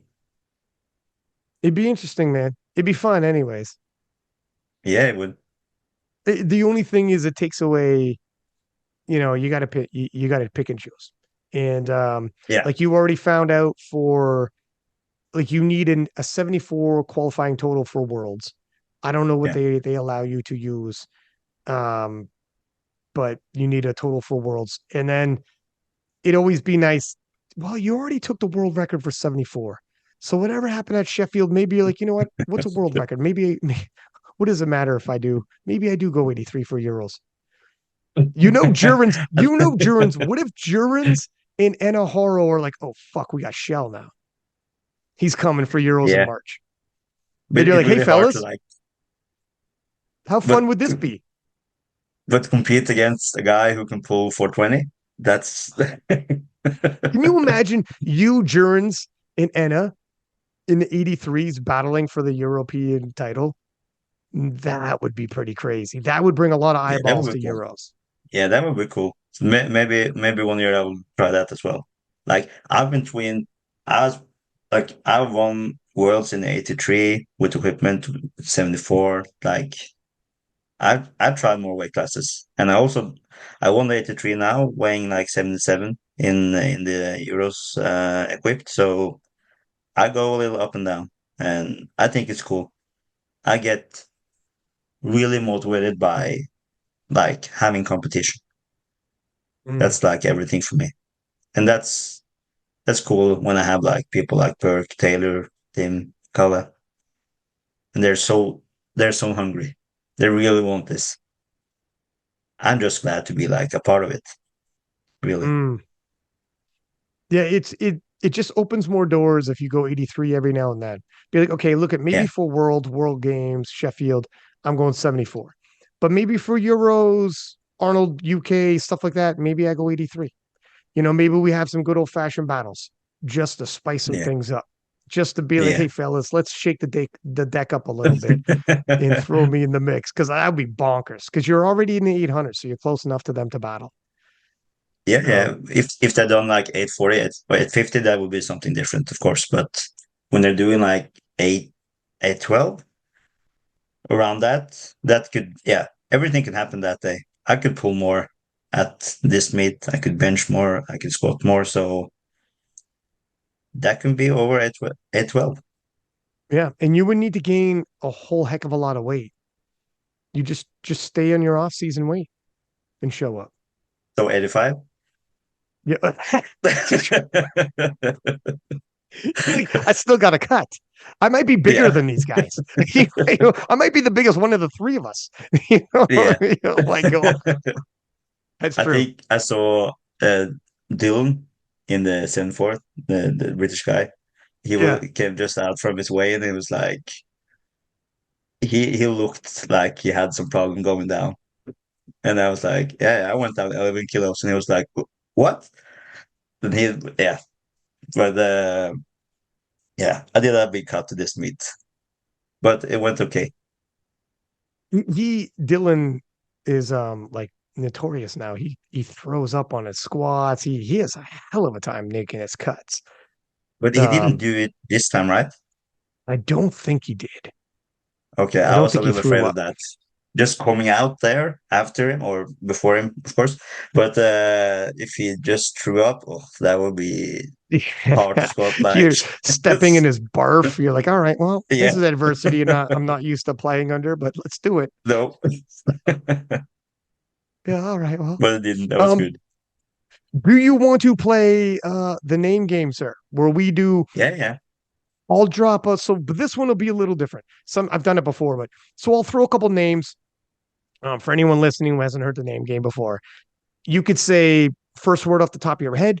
You could say like a sentence, a memory. There's no right and wrong answer. You say whatever hell you want to say.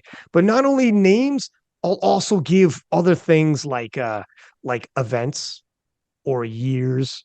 And you could just say either one word off the top of your head for that year, that event, or a memory or a sentence or whatever comes to mind. Same thing as a name game, but it won't just be names of people. It'll also be events, years, etc. Because yeah. we've Sure. been around the block, so we might as well take a little walk down memory lane, if we will. Yeah. But let's start off the name game. This one had to happen, so we'll get it out the way right off the bat. Taylor Atwood. He he's still the king, really. After like doing all those years, just doing everything he can, like having two coaches, having nutrition coach, everything he did like to be the best, he really deserved it. So all the respect to that guy. And yeah, he's still the king, even if Austin did more. Quick question for you while we're on the topic here with Austin and him. Who do you think is so essentially are you saying he's for now the GOAT classic 74? If he's still the king and he's the king, I would say that's pretty much what we're saying, right? He hasn't been Yeah. surpassed yet by anybody. Yeah. Because I think that being the best, you need to be it like you have one big meet, okay, everyone can do that, but like to have so many years of lifting, so many meets, like everything can happen, like from trip to like the food you, yeah, to the food to like everything. Everything can happen in the meet. So from winning, going to win, be the best lifter. Yeah, people have to like show it for some years. It's like the same with me. Like I'm not I'm not the best 74, but I've been doing this for so many years in so many weight classes, and I'm still here. Yeah. Really. No, people need it's Taylor's dominance. What you talked earlier about. Look at previously they used Wilkes. If they used GL points at that World Championships, I might have been first or second. And how a changing of the formula could have changed your placement in history. And Yeah. sometimes we talk about how why formulas are difficult to use to gauge someone's greatness because history changes the formula and then all of history can be rewritten with different formulas. So it's difficult. Whereas head to head, titles, kilos, world records show. And when we talk about Taylor, though, in his prime, he had every single formula. And I don't know if we've seen it since. Taylor was so dominant, he was like, use whatever formula you want, Playboy. I was number one. And I had the world title, and I had best lifter at Worlds, and I had the world record total. Like, what are we talking about here? So to your It's crazy. point, yeah, he did his thing. And the fact that you two were linked for here on out and forever means something. You had said like in 2017 you didn't know the meaning of winning and winning against Taylor of all things, but like, oh my God, did a win ever age well? Yeah, that win aged rather well. Yeah, And yeah, that when Taylor hears your name and he tips the hat and says that was, it means something. You guys are linked yeah. It's together a cool now. thing. He didn't Yeah. need to say that, but he's saying it all the time. So yeah, it's a really cool thing. He like appreciate the battle. Yeah. How about this one? The new IPF king, Calle Johansson. Yeah. Ah, that little kid could be my son. um, he's amazing. Like he's how he's progressing. It's scary. It's really scary. It's if I have one good session, he had 10 good sessions. He can he train squats one time a week and still like increasing as hell. So yeah, he will be hard in the years to come. Really, is and that is also that is yeah. He's a better squatter than me. I'm a better bencher than him. On deadlift, he's I don't know if he's better than me because he's just way more explosive than I am. If he don't use 1 second to lift, he won't get it. I can use 10 seconds because I'm an old car. So yeah, I think like next next year at Worlds we will have a good battle Oh because yeah. I think I can pull more. Well, it's I mean, I remember in your heyday when you were challenging Yangsu Ren in the deadlift off when Yeah, he was like the deadlift king and you broke the 83 world record and you're like, we should have a battle sometime. It never happened. Yangsu, I don't know what ended up happening to him, but yeah, you got a pull on you. To your point, you got a big deadlift. And we yeah, haven't seen the top end yet. So we got some good battles coming. But yeah, Cali for sure. When I think of Cali, I think of progress as well. His progress has been phenomenal. yeah. It's, How but about this one? but he's really tall for the 74. So will he be Yes. 83 in the future? Probably, I probably. think, yeah, I think that's a very good note to throw out there too. I think he'll take his total into the 800s. He'll see through the battles with yourself, Tim, Perk, and like he'll see all these things through. And then eventually, because he's young, to your point earlier, by the time he's 30s, like yourself, he'll be 83 for sure. He'll eventually Yeah, progress and he'll be a monster 83. But yeah, yeah, yeah, and he's a good kid. He's a yeah, yeah. He's a he's a good kid. super good guy. Like when you meet him in real life, he and he's legitimately so is. and he's so motivated to like being the best. It's inspiring just looking I at know like he really is. yeah. Like He he's he, he such probably a. going to bed like at 7 o'clock just to get as much sleep as he can. I And yeah, know. God bless him. Yeah, he's good, man. I'm glad he's around. How about his fellow 74 going to Sheffield, Tim Monigatti? Tim is also an amazing lifter.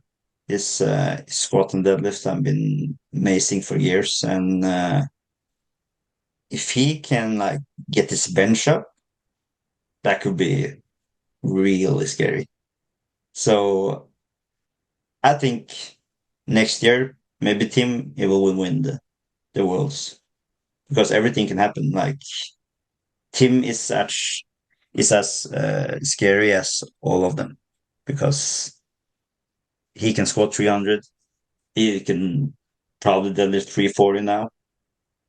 So yeah, he's I- I've never like competed against him because at Worlds I was in the B fight, so we couldn't we couldn't Right. compete. But I'm looking really forward to do it next year. He's one guy that I mean, it was an 83, but he's already done 800 plus, and like he knows what the weights feel like. He Yeah, knows, it's and to your point about like when you've done it before, your mind switches like you could do it again, or someone else done it and you've seen it happen. I gotta think, even if he did it as 83, he's telling himself, I know I could do it. Let me figure it out yeah, as a 74. It must help as well yeah, in terms of mentally, handling these weights and whatnot. As he adjusts as a 74, let's see what happens. yeah. He's a monster. And he did the same as me. I went down from 83 as well. Mm. So, but he is probably not that happy for food than I am because he looks skinny. He looks real skinny. So it's he the could it's the cake, it's probably, the wine. yeah. It's just life, man. It's just life, man. But hey, Yeah, if you could have your cake and eat it too and still break world records, you do your thing, man. You're living yeah, it both. Um, yeah. how about Austin Perkins? The first word that can comes to my mind is cocky. Oh yeah. He is, but of course, he can be because he is the best. But yeah, he is an incredible lifter. Every lift he does is looks so overwhelming. It looks so easy for him. I can't really believe that the guy can like just take a walk out with 300 kilo plus and it just looks like I have 120. So it's yeah, I can't believe it. When I watched this nationals, I was like, this is yeah, I've never seen something like it. Like Taylor, when Taylor did his meet, you can see like the weights was like crushing him a little in the squats, and you can see some end there. But at Austin, he can do 900. That is, Yeah, it's crazy. He's yeah, it's and I like again, I'm showing my North Americanness. I like at least one of the guys being cocky. If all of them were, maybe it's too much. But I kind of like spice myself. So like I'm like, all right, but that aside, my man can back it up. To your point, yeah, yeah. 900 He backs it kilos. up, and then it's okay. Oh my gosh. Yeah, that's for sure. He's not just boastful for nothing. No. He's a special, special talent. And he Yeah, said on the podcast, he's dealt with some injuries himself. He's dealt with some things. This is what happens when you're a 74-kilo man shifting weights that are just like should never be on a frame. That's 74 kilos. And no, he's it's dealing with it amazing. already mid 20s. So love him while you got him type deal. He'll be like a Taylor where you look back and be like, I went against a guy like Taylor. I went against a guy like Perk. I went against like these were my sporting rivals. It's special because you don't know. You don't know what happens in the future. Yeah, yeah. You never know because when you're at Austin's age, that's like he got engaged now. Maybe in some years he will have a kid. His life would Mm-hmm. be completely different. Like Mm-hmm. everything can happen. He can still do the things he's doing and still have a kid, of course, but it will be harder for him. Yeah. And this is where But honestly guys like you become sources of inspiration when things happen for some of these younger guys. They'll look back and they'll be like, yeah, but I remember that guy I went against when I was 25. Now I'm 35. That guy did it. This is where it becomes like your yeah, yeah, it's the reverse where your rivals become your inspiration later on in life where yeah, you're like, frick, man, let me double back here. That guy was doing it back then. So anything's possible. You know, you leave a few years, you come back. Who knows, man? I've seen it all at this point. Me and you both didn't think you'd be coming back to this, and look at us now, No, huh? Having this not at conversation. Sheffield. No. When we talked at Sheffield, I was like, "I'll be back," and you were like, "Yeah, yeah, yeah, sure thing. Prove it first, prove it." And I did, Yeah, yeah. All right. I did. Well, look at us now. Look at that. Do you think before we do a couple more names, do you think Yeah, you will be at Sheffield again this year as a viewer, no, like not this hanging year. out guest? No, not this year. Uh, Damn. I will be not coming this year. But I was like really hoping for to get the spot. Of course, I know it's full. If someone get injured or anything happened, of course I will come if I got invited. But I'm not coming as a spectator this year. Damn, I will because just it's here's one thing that's good. That's good for you. It's yeah, your world record. You're kind of sort of there, even if you're not there. You will be yeah, mentioned because you have to be mentioned because you lead the benchmark for these gentlemen in terms of their rankings. It's all for anyone listening, you don't know, it's all based off of breaking the world record, the percentage of which you break the world record. And these 74s, Calle Johansson, Team Monigatti, have to use your benchmark of 800 kilos now. You're there whether you're not there. That's why Euros was special. You can't be denied now. You don't have to wait for wild cards, injuries, nothing. You're there already now. And now yeah, that's special as well, is yeah. That's in a special, of way. course. And that's why I it would have been cool if you were there in person Yeah, yeah, because sure. people will ask you your impressions. You'll probably end up doing interviews, your thoughts on it. It'd be good for media to get Yeah, content from you for like moving forward, for future matchups, for worlds, for like everybody. If you ended up going there, I don't know if there's still a possibility, but if you were there, it wouldn't just be spectator. People are going to be, it'll be a part of it. You'll be a part of the storyline, and I'm sure you'll be up in interviews and whatnot. And like they're going to milk the most out of the moment. Just saying, it'd be worth your while for that alone. But SPD should fly me hey, there in. you go. I don't know. Yeah, Let's see what they say here in it. But and I don't know what Norway to UK is, but I got no idea. But yeah, it'd be nice if you were there. But either way, I'm glad like I said, in a way you are there. Your records are there. It's you set the benchmark. You're going to be mentioned. You have to. It's inevitable. It's kind of like Carlina, you know, she ended up going, but even if she wasn't, the 76s all had to deal with her. She did the 600. You did the 800. yeah. It is what it is. So anyways, moving on, Jaroslav Oleg. He's a equipped goat, of course. Like doing it for so many years. So many things probably happened in his life from like he was from a junior to now Masters 2 or soon Master 2. Yeah. It's it's crazy that you can be at that level for so many years. He didn't compete at the World Games, but still he got back at Worlds and he was so close from taking me. And that he can squat like 370, weigh in 74. Like people are just hearing like the weights and that equipment help so much to them, but it's so much harder. Like lifting plastic, it's nothing. It's like when you're done with the meet, it's just like, yeah, yeah, okay, let's go. I can take another session right away. But when you're equipped, you're fucked after first warm up. Everything is hell, everything hurts, and it's just a fight to get through. So that he can have done that and only that for 20, 25 years and won like everything, that's inspiring Mm. and really impressive. Yeah, we have some pretty good streak. I love that there's streaks like that in powerlifting. We haven't seen the classic side. Classic hasn't been around long enough to have that, but No, to maintain a streak in classic has proven to be difficult. Early goings, we had like Kimberly Walford had an amazing run, but I think the more the talent pool swells, We have more and more outliers. The competitiveness gets bigger. It's going to get harder and harder to have these streaks, and it'll really mean something when someone strings together 5, 6, 7 years in a row. That's very Amanda should be special. close now. Um, Amanda Russell, not at Worlds, but being Russell was the number 183. And even with the USAPL splitting, IPF splitting, he was still the consensus number 183. So, like, in terms of dominance year after year, yeah, Amanda's been phenomenal. She's been racking it up since Yeah, 2019 to now. Russell, 2019 to now.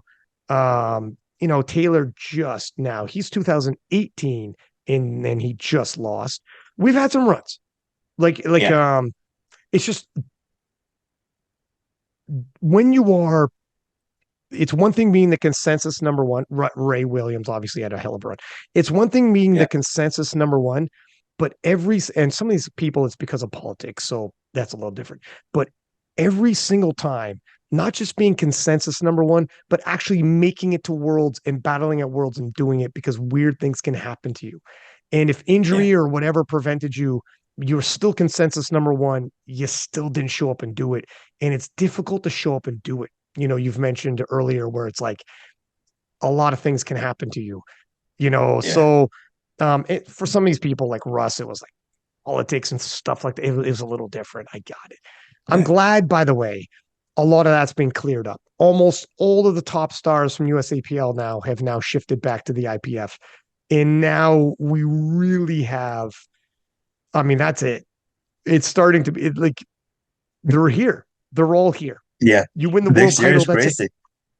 crazy. Next year, every weight class is going to be so crazy. I just want to watch everything because yeah, this will be the meat. Will everyone be back like at My, the Worlds? my man, I mean, it obviously depends who makes the US national team, but Yeah, I'm of talking course that. But everyone from like Brandon Petrie to Bob Matthews to Ashton Rouska to Russell Orhe to like all those heavy hitters that are like the big threats to make that world team and come over. There's like I mean, there's more people off the. I'm like I can't go through everyone, but yeah, like for even on the women's side, like the Gabby Martinez of the world who could threaten and like they're all coming, man. They're all yeah, they're all switched coming. over. So now that we're all under the same umbrella, and like the heavy hitters are under the same umbrella, we're gonna have ourselves.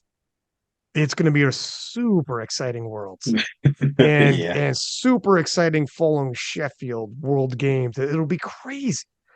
yeah, yeah, So and since the split, Europe has risen. European nations have risen. yeah, Since the split, this is when the kicking in of these other variables we've talked about in terms of world games, Eurosport, Olympic Channel, Olympics YouTube, and the Olympics branding getting behind IPF. All of what that's done, the competitiveness of all these European nations and Asia. We looked at the junior worlds and we had some surprise Asian nations, yeah. people rising up from like Lebanon and like these, there's people on the rise all over the world now. And I'm from Canada. We got Canadians and whatnot. So the world has caught up. So now when they come back, it's just so much more balanced as a good, healthy sport should be balanced globally. 100%. And we're there now. We're there now. People watch Europeans and they don't want to miss it. Previously, I remember when I first started King of Lifts, nobody was Europeans would come and go. The European Championships would come and go. You're not missing the European Championships now. You're No. tuning in because you could be missing like Yeah, world class performances, world records fall. Some of the biggest stars in the world are coming from Europe. You're going to tune in. So it's the USCPL people coming back now. It's a good time. It's a good time. yeah. It'll It's be a perfect time. nice It's perfect time. clash. Yeah, yeah, I agree. All right. Here's fellow Norwegian Mart Jenner. Yeah, she's amazing. She's really a beast when it comes to training. When we're like in training camps or something like that, she is like 25 sets of deadlifts. She never stops. She's like My she's God. just a machine. So yeah, she trains really hard. If I trained like that, I would be coming to Euros in a wheelchair for sure. She is hardcore. She's and she did a great meet. She It's a good thing for her. Like, and it was a good fight as well. She didn't just win easy. She needed every lift, and she got it. So all props to her. She's amazing, and she will still progress, of course. Yeah, her potential is super high. She's done 542.5. And she was saying, I was asking her in the DMs and she was saying like she had something with like it seemed every major event that she was leading into, things just didn't pan out. And she's been like the favorite to win worlds before and lost to Chandler Babb. And she's been like but she's got the potential. She just needed it to come together. And coming into these Euros, Clara Perrault from France is a monster. Junior world champion on a crazy roll, trained with the strength guys. She Jenner needed to be up, needed to be ready. And this was going to be a battle. And she won. She won cleanly, won the title. Now she's European champ. And she still has more in the pocket for potential. Yeah, If she unloads, she could be 550, into the 550s. She can be right up in there with the other 69s that are competitive. She has yeah. the potential. She just She now, has the potential. Europeans win first before you start going crazy. But when pressed, and she's going to be pressed, the 69s are killers at the world stage with Gara, Leah Bavois, Agata. She's let's see Mart and raise her game. Let's see what happens. I'm so glad I'm not in that class. All killers. Hey, 74 is a killers too. You guys Yeah, both it's got true. it tough. You guys both got it tough. Okay, how about this one? Team Norway. I would say on the rise. Uh, like I said earlier in the episode, that we've been focusing so long for the equipped that we just need to like structure the whole like the team. The team is still young, and we have some good lifters on the way. We have some good sub juniors and juniors. So I think that give us like 3 more years, and we will have a bigger impact at the big meets for sure. How about the European Championships? Like this year, Just period. When you hear the European Championships, because you've seen them 10 years ago, you've seen them now, you've yeah. the impact they are to the powerlifting scene, what they mean as an accomplishment 10 years ago, what they mean to win them as an accomplishment now, and like just how it relates to Americans winning the national title. Is it parity to that, do you think now? And just overall, what are your thoughts when you think about the Euros? I think when the Americans hearing about like the Euros, they think like, oh, it's just a small meet. There isn't that many lifters. But when we lift at the Euros, it's the same as lifting at the Worlds because we have the same judges. Because at the Euros, you have judges from all around Europe, and you have like yeah, it's the same who will come to the IPF to the world meets. So I think the Euros is it's uh it's more it's harder to get good lifts than at the nationals when you only have like the national coaches and you're still in your country. Even if you're on the other side of like the US, it's still in the US. So it's more difficult to go to Estonia, to Italy, to yeah, to a whole new place, right?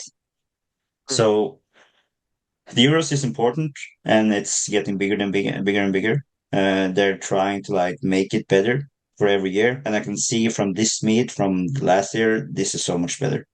And from 2018, when there was 10 people watching, to now, there maybe was, I don't know, 70, 100, I don't know.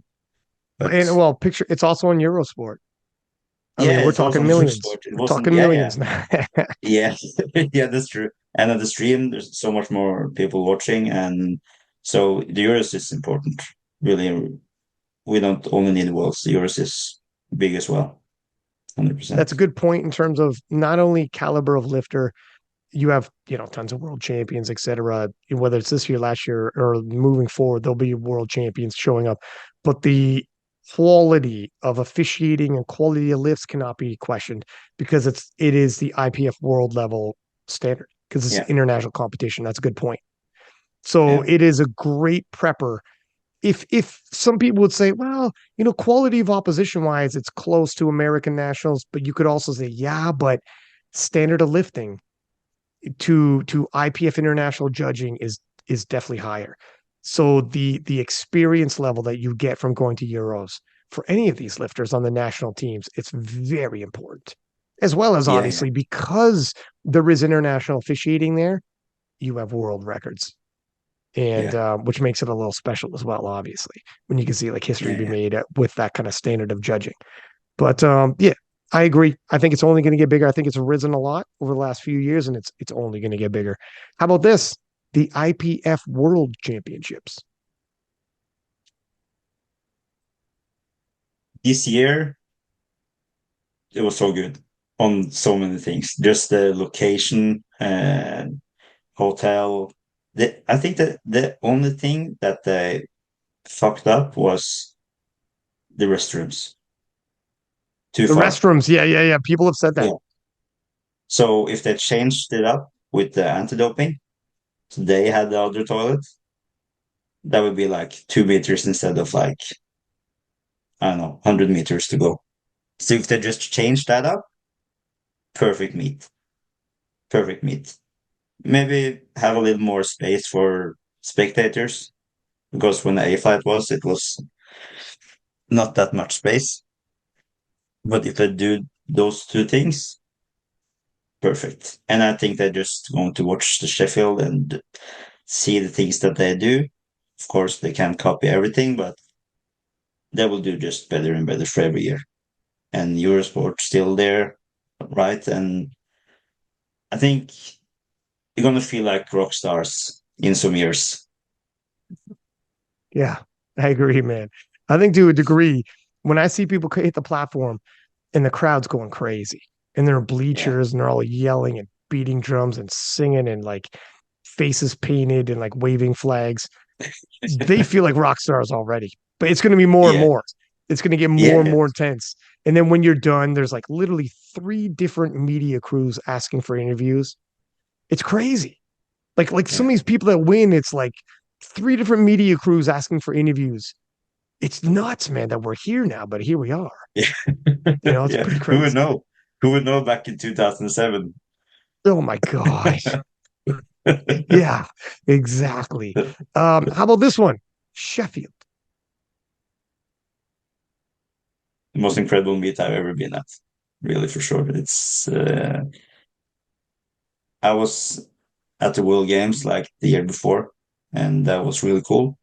But Sheffield was like going, just going out there as a coach. Oh, I really wanted to go out there as a lifter. It felt so.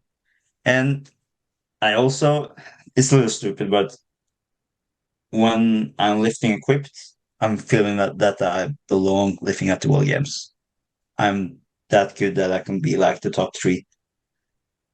And from not being there, like for the Sheffield as an athlete, I wasn't good enough, right? Just to be there and watch what can come if I'm lift good enough.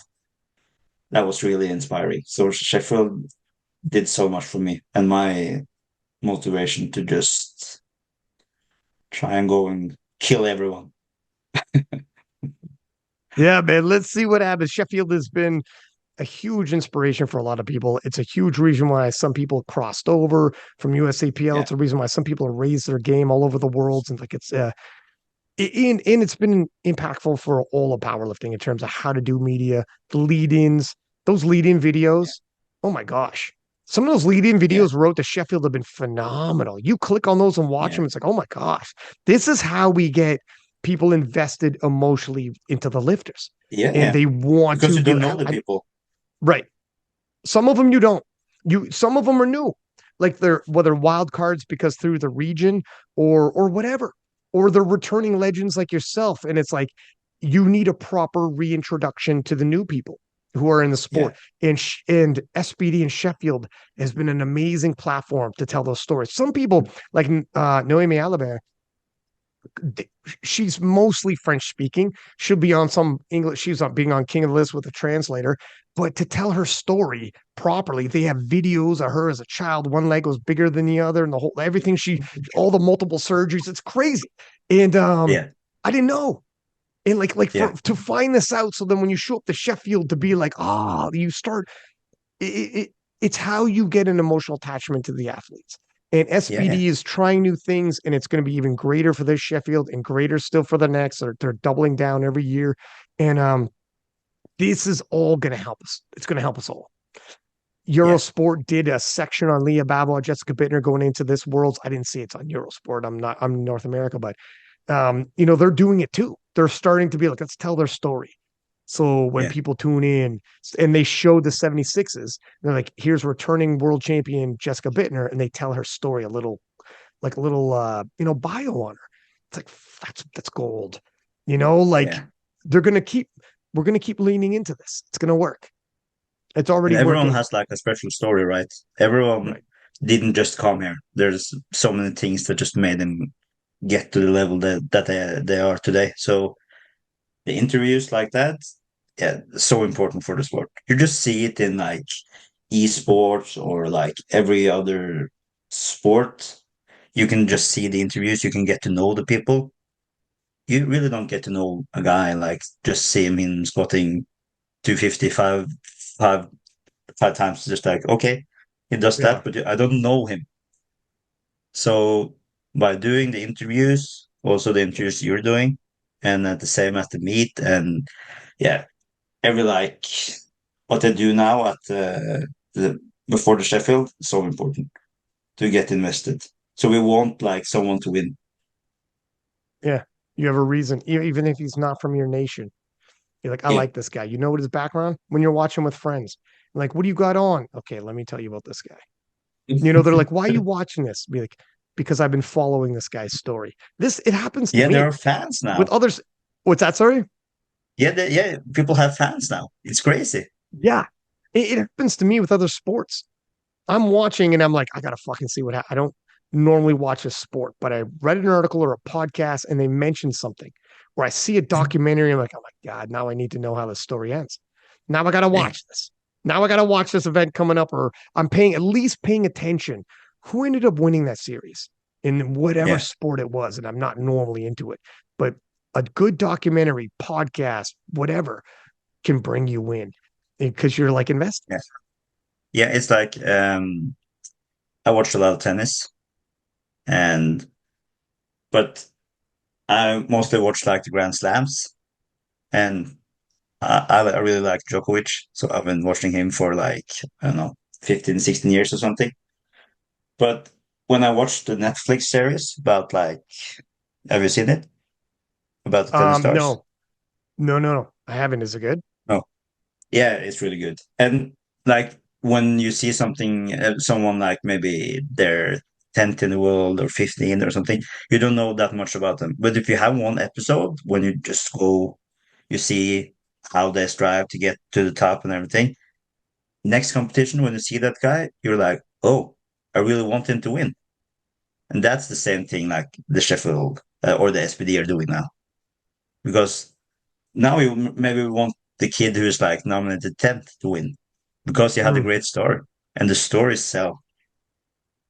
I am one of the best autobiographies I've ever read in my life is Andre Agassi, and Yeah. his obviously tennis grand I read slams it. are called. I read Did it. you? It's so Yeah, yeah. it's called Open, and I'm not just like I know you read it. I'm telling the people listening, but um, so the grand slams like the U.S. Open, Australian Yeah. Open, whatever.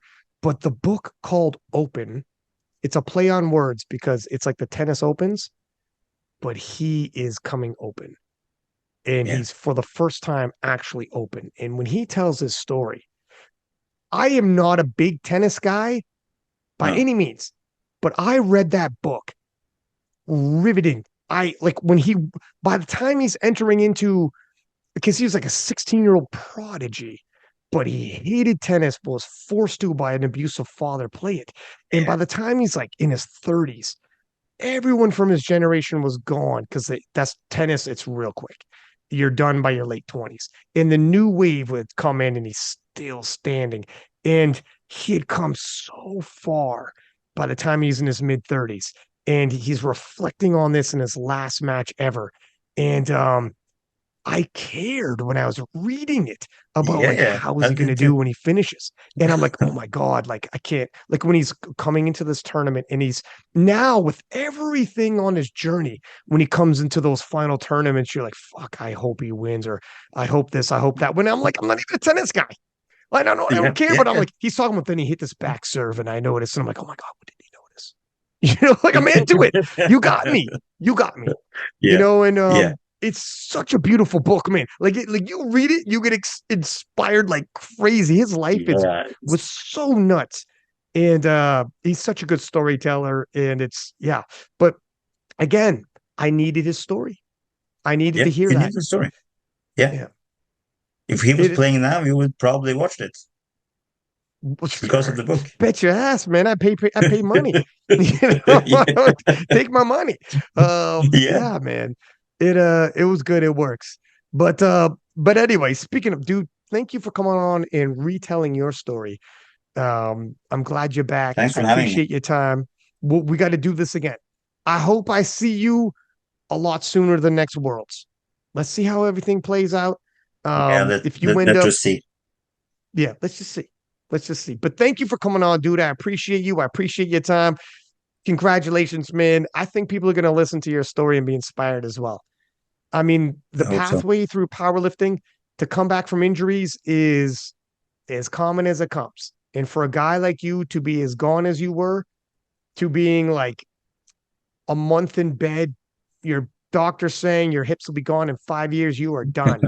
And Yeah, the whole, you telling me in DMs at certain points, you don't got to check up on, man. I don't think I'm coming back. To you being earlier this year, I'm coming back. To yeah, this, to this. yeah. You know, it's been a hell of a comeback story. And who doesn't love a comeback story, man? I'm sure That's people are true. gonna be True. inspired by it. So thank you, my friend. I'll see you soon. We'll be talking in the DMs, I'm sure. And is there, by the way, before I let you go though, how do Yeah, people reach you for coaching or anything and following you, etc.? just DM me on Instagram, Chalbrell. Okay. So yeah, just Best DM. best route, just shoot you. Are you taking clients? Yeah, taking fans. So Okay. fire away. Okay. There it is. There it is. And everyone listening, please do subscribe as usual. Give us high ratings on whatever platform you're listening. And until next time, six pack Lapadat, six up, and we are out.